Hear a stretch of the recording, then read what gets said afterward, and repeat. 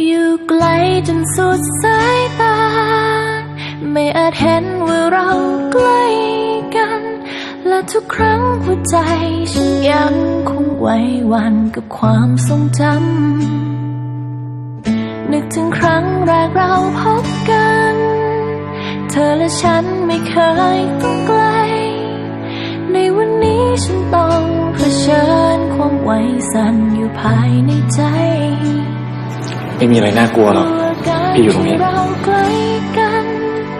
กลัวใจจะเปลี่ยนพันไปยังเก็บไว้ความจำที่เคยสดใสเมื่อตอนที่เธอยังคงอยู่เพิ่งเข้าใจว่าความเดียวดายมันเหงาเพียงใดเมื่อเธอหายไป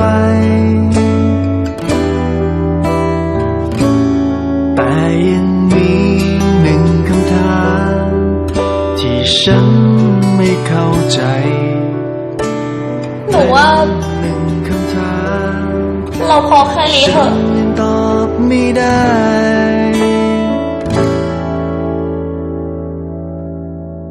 เธอยังคิดถึงฉันไหม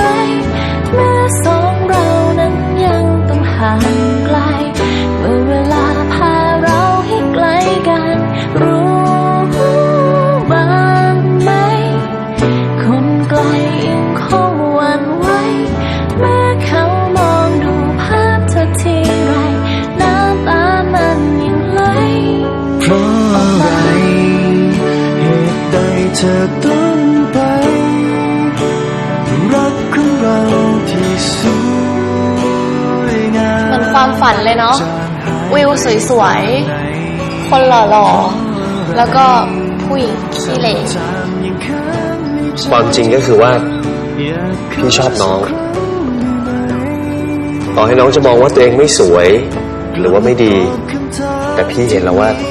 ข้างในของน้องสวยมากน้อง